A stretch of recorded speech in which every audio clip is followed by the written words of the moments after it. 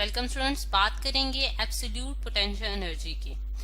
जैसे कि हम जानते हैं पोटेंशियल एनर्जी जो होती है स्टूडेंट्स, हमारे पास वो एनर्जी होती है जो कि कोई बॉडी पोजेस करती है ड्यू टू इट्स पोजीशन। यानी कि जब कोई बॉडी कोई हाइट पे किसी हाइट पे रखी गई है, किसी ग्राउंड से हम उसकी हाइट मेजर करते हैं तो उसके पास कौन सी एनर्जी होती है, पोटेंशियल एनर्जी स्टोर होती है। अब एब्सोल्यूट पोटेंशियल एनर्जी का क्या कॉन्सेप्ट है वो आज हमने देखना है स्टूडेंट्स। कि जिस तरह से अगर हम देखते हैं कि हमारे पास जो ग्रेविटेशनल पोटेंशियल एनर्जी होती है उसका हमने फॉर्मूला पढ़ रखा है स्टूडेंट्स कि वो हमारे पास होता है FGH। ठीक है, ग्रेविटेशनल पोटेंशियल एनर्जी MGH। अब इसमें स्टूडेंट्स हम जानते हैं कि जैसे जैसे हम हाइट इंक्रीज करते जाते हैं हमारे पास पोटेंशियल एनर्जी की वैल्यू भी इंक्रीज होती जाती है।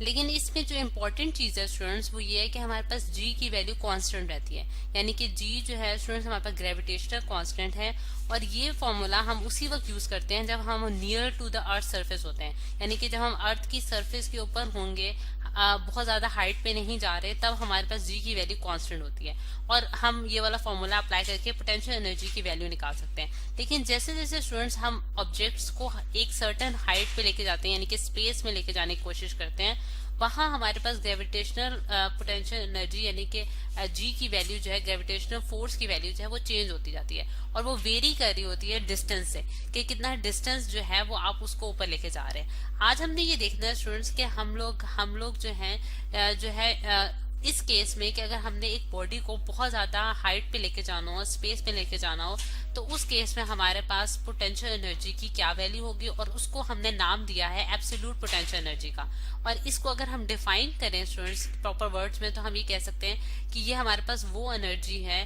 कि जितना हम वर्क डन करते हैं कि हम एक बॉडी को डिस्प्लेस कर सकें एक सर्टन हाइट पे, यानी कि डिस्प्लेस कर सकें अगेंस्ट द ग्रेविटेशनल फोर्स। ठीक है, क्योंकि ग्रेविटी जो है वो हमें अट्रैक्ट करती है towards the centre of the circle. ठीक है, यानी कि अर्थ की तरफ हमें अट्रैक्ट करती है। तो हम अगेंस्ट द ग्रेविटी किसी बॉडी को मूव कराना चाहते हैं, ठीक है, और किस हाइट तक मूव कराना चाहते हैं, इन्फिनिटी पॉइंट तक। यानी कि इन्फिनिटी क्या पॉइंट होगा स्टूडेंट्स, हम जानते हैं कि हमारे पास जो ग्रेविटेशनल फोर्स है वो एक ग्रेविटेशनल फील्ड एक बनाती है। यानी कि एक उसके अराउंड एक हमारे पास एक जो है एक जगह है जो कि एक स्पेस है जहां हम ग्रेविटी को महसूस कर सकते हैं। अगर हम उस फील्ड से बाहर कोई पॉइंट लेंगे तो वो हमारे पास क्या पॉइंट कहलाता है, इन्फिनिटी पॉइंट कहलाता है। यानी कि ग्रेविटेशनल फील्ड से बाहर जाने वाला जो पॉइंट होगा वो हमारे पास कौन सा पॉइंट कहलाएगा स्टूडेंट्स, इन्फिनिटी पॉइंट कहलाएगा। ठीक है, और इन्फिनिटी पॉइंट तक हमने उस ऑब्जेक्ट को लेके जाना है और वहां जो ग्रेविटी की वैल्यू होगी यानी कि G की जो वहां वैल्यू होगी स्टूडेंट्स वो हमारे पास 0 हो जाएगी, क्योंकि हम ग्रेविटेशनल फील्ड से बाहर आ चुके होंगे। उस फील्ड के अंदर अब हम नहीं है, उसके बाहर है। अब स्टूडेंट्स उस वर्क डन को कैलकुलेट करने के लिए हम जो इस प्रॉब्लम को सॉल्व करने के लिए, क्योंकि हम जानते हैं कि G की वैल्यू जो है वो वेरी कर रही होगी, तो उसकी वैल्यू को हमने क्या किया है कि उस जो हमारे पास जो पाथ जो हम फॉलो कर रहे हैं उसको स्मॉल जो है हमने डिविजन्स कर लिया उसकी। यानी कि जिस तरह से आप देख सकते हैं मैंने 1 2 3 और up to so on up to end जो है उसके अंदर डिविजन्स कर दिए हैं। और इन डिविजन्स को जो है वो मतलब कि हम इनको करने का मकसद हमारा क्या है कि यानी कि इनको स्मॉल पार्ट्स में जो डिवाइड कर दिया हमने, स्मॉल पार्ट्स में जो हमने डिवाइड किया, इसका क्या मतलब है कि ईच पार्ट में यानी कि फॉर एग्जांपल 1 to n जो है वो हमारे पास जो ग्रेविटेशनल फोर्स की वैल्यू होगी, यानी कि F is equals to GMM whole divided by R square. ये जो ग्रेविटेशनल फोर्स है स्टूडेंट्स ये उस पार्ट के लिए कांस्टेंट होगी। अब ये फोर्स जो है, क्योंकि स्टूडेंट्स हमें न्यूटन ने बताया था कि जो ग्रेविटेशनल फोर्स होती है वो एक बॉडी पोजेस करती है ड्यू टू इट्स मास। यानी कि अगर किसी बॉडी का मास है तो उनमें ग्रेविटॉन्स पाए जाते हैं और ग्रेविटॉन्स क्या करते हैं कि एक मास को दूसरे मास का अट्रैक्शन उनमें होती है। ठीक है, वो फोर्स ऑफ अट्रैक्शन एक दूसरे पर लगाते हैं और उनकी यानी कि उस फोर्स की क्या वैल्यू होगी वो हमें न्यूटन्स ने बताई थी कि वो डायरेक्टली प्रोपोर्शन होता है प्रोडक्ट ऑफ देयर मासेस और इनवर्सली प्रोपोर्शन होता है square of the distance between them. यानी कि उन दोनों के दरमियान का जो डिस्टेंस है उससे इनवर्सली प्रोपोर्शन होती है और उनके मैसेस के डायरेक्टली प्रोपोर्शन होती है। ठीक है, तो ये ग्रेविटेशनल फोर्स इस स्मॉल पार्ट के लिए जो है वो कांस्टेंट रहेगी। इसका मैंने आपको मतलब कि माइक्रोस्कोपिक व्यू दिखाया है। ये डिस्टेंस जो है हमने बहुत स्मॉल जो है वैल्यूज में कन्वर्ट किया है। अब क्योंकि हम टोटल वर्क डन कैलकुलेट करेंगे, यानी कि एक ऑब्जेक्ट को सेंटर ऑफ अर्थ से उठा के मैंने एक पॉइंट तक लेके जाना है, फॉर एग्जांपल 1 पॉइंट तक लेके जाना है, फिर 2 पॉइंट तक लेके जाना है, तो मैं ये करना चाहूंगी कि मैं इसी तरह यानी कि एक वर्क डन कैलकुलेट करूंगी, फिर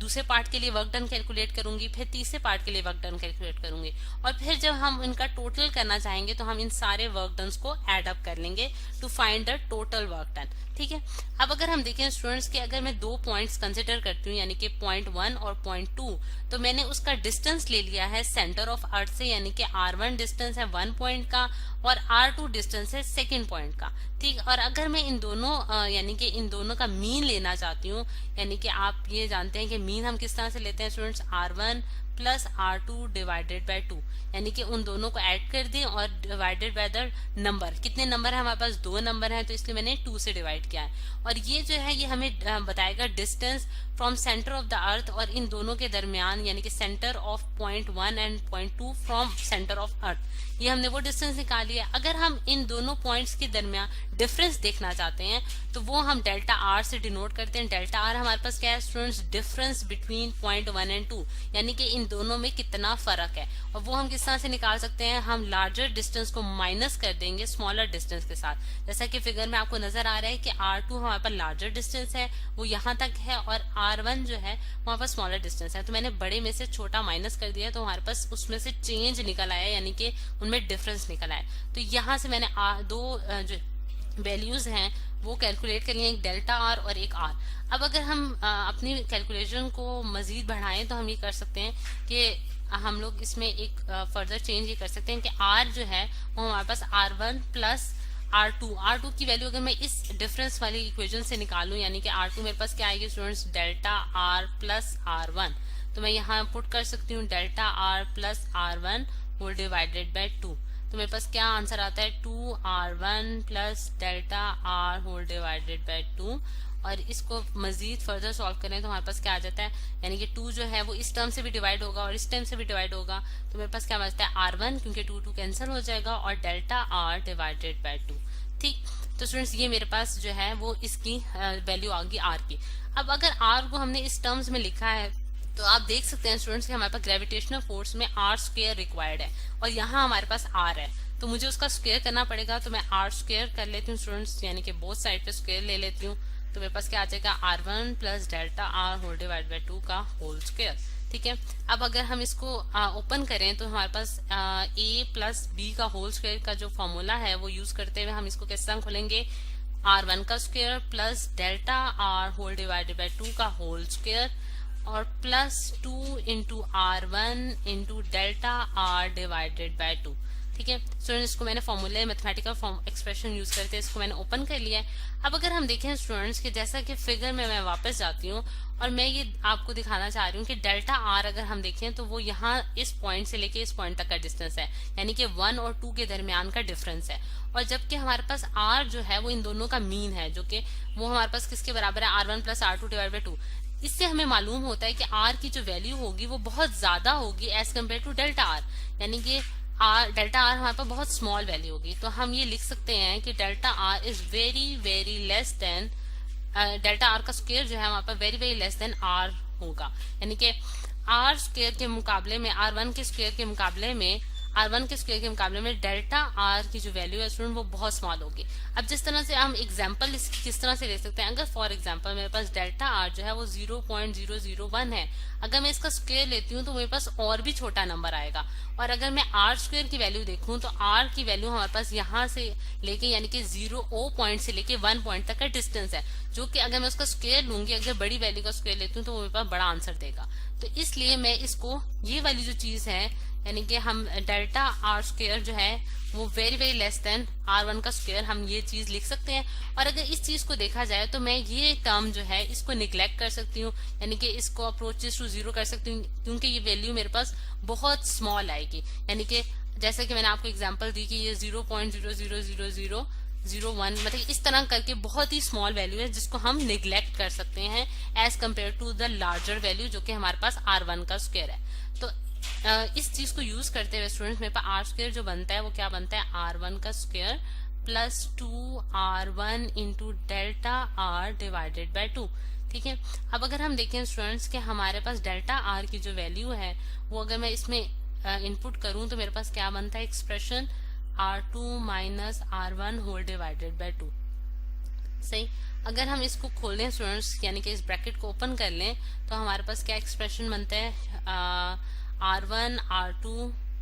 होल डिवाइड बाय 2, यानी कि 2 जो है वो दोनों टर्म्स के साथ हमारे पास डिवाइड हो जाएगा। तो हम देख सकते हैं कि यहाँ मेरे पास R1 का स्क्वायर और यहाँ भी R1 का स्क्वायर है, तो ये कैंसिल अप हो जाएंगे। ये पॉजिटिव साइन के साथ है और ये नेगेटिव साइन के साथ है, और यहाँ 2 से कैंसिल हो जाएगा। तो आर स्क्वायर की स्टूडेंट्स जो वैल्यू आ रही है वो मेरे पास कितनी आ रही है, R1 R2। तो आर स्क्वायर की वैल्यू हमने निकाल ली है, जो कि हमारे पास R1 R2 के बराबर आई है। अब ये वैल्यू जो है वो हम ग्रेविटेशनल फोर्स में, यानी कि F is equal to GM divided by R square में डाल सकते हैं। और हमारे पास यहाँ